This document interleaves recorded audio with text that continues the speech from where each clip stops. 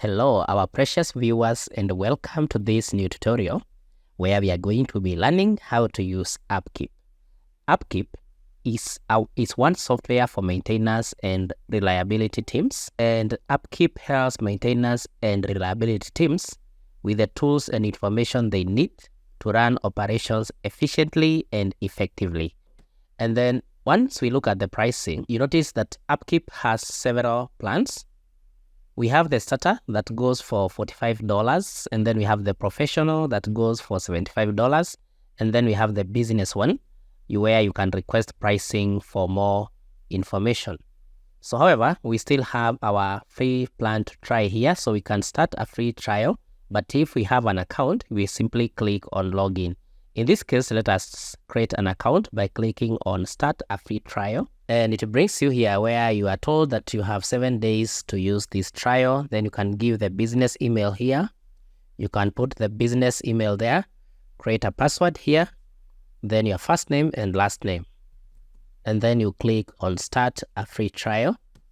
And then you give it a bit of some time as it creates your account. It will then bring you here on the Upkeep homepage, where you can now manage everything as we said in the introduction of this video. So we have work orders here. You notice they are here, and these are just the ones that have just been inserted. You can either edit them or create new ones. Then you can also go to your preventive maintenance. So let's start with work orders here. So I'll click on work orders. And you notice we have these two work orders here. And so to create a new work order, you simply click up here on work order, where you'll be able to create a new work order.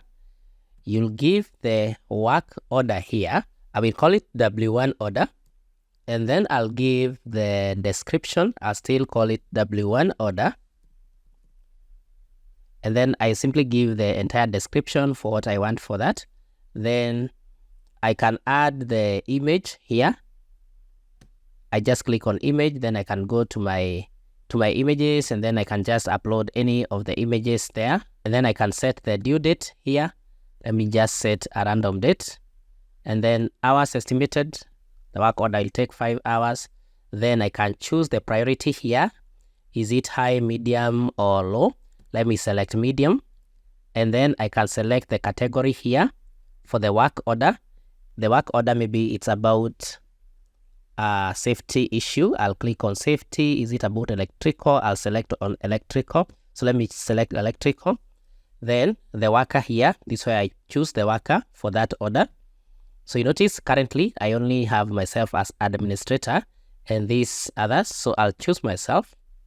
And then additional worker, if needed, I can just select that and choose the additional worker.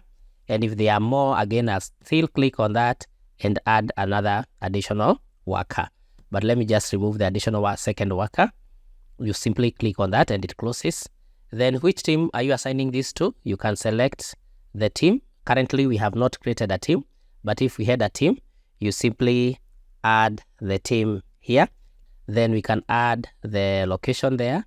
If we come back here, I'll be showing you how to add the location. So in this case, let me just choose the Upkeep headquarters. And then the asset here, I'll choose which asset. And you notice now we don't have an option. But in this case, let us just click on submit so that you notice we don't have these options. But in the next case, we are going to be having them because we are going to come down here on the left-hand side and we are going to be adding our locations. We are going to be adding locations. We are going to be adding assets and all this. And so there, our work order one has been added. You notice we have our W1 order, and then the details are given down here. The due date, the end time, the category, the assigned to, and then the location when created. And then down here, you notice for the parts, we have not added any part. So, but we can still add this if we want to edit it. And we can also look at the updates at the top here. If we have any updates, maybe I'll just write the message here. We have already accessed the order and we are doing ABCD. Then I'll click on send so that now we can be having updates on the progress of our order here. So that's how you add an order. And now you notice in our order down here, we have W1 order. We didn't complete it, but at least it is still visible here. We can edit it further. People and teams. Here, you are able to add people and you can add those people to teams. So I click on people and teams. Then I want to add a person here. I'll click on plus person. So you notice here, I am already in my team. So you notice here, I'm already there, but I want to add a person. So I'll click on add person. And then here I select the role of that person. If I give the role of an administrator, this person will have full access, including editing, adding, deleting work orders and requests. Then I can have limited administrator, technician, limited technician, or view only. So let me just click on technician, and then I can enter their email address here. And then I can click on invite. And then one user successfully invited. They'll get an email to create their Upkeep account and join your team. I'll click on done. So you notice now our user has been added here, but without a name. So to add the name, you simply click on the user once, and then you now come back to this other side and you are able to edit the user's details here. You can put their name. So you can add their name here, the last name, and then the rate, how much maybe they charge for all that. And once you are through with that, you click outside, then the name will be changed here. Then you can also click on teams up here. And you notice currently we don't have a team, but we can create a team. To create a team, you simply click up here, plus team, and then you can add the team name. Let's call this team text, and then the description here, maybe technicians, and then down here, people in the team, and at least one user should be present in the team.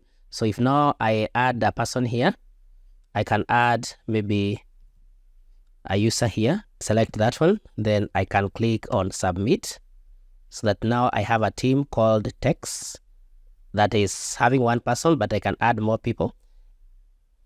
So if we now come back to our orders here, and we want to create a new order here, work order, let's call it W2 order. And if we come down here for teams, if we now click that, you notice if I type tech, you notice now I can select the text team, unlike when we were creating the first order, when we didn't have a team created. So that is how now you create a team and then you add orders to that team. So I'll click on discard that. I don't want to add that. So next is how we add locations. You click on locations and then you can add location. Here you simply click on plus location, and this is easy, self-explanatory.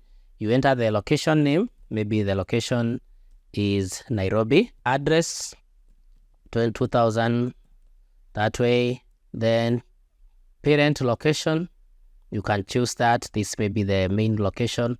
Users or the worker, you notice we had two users that we added. I'll choose one.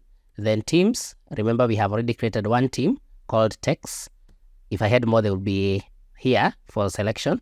Then the vendors, I have not added vendors here. So even if I click on the drop down menu, you notice we only have these two by default, but you can add your own vendor on this other side. And then if now I'm satisfied with this, I can also look for the customer name, where now this customer that is located in this place, what is their name?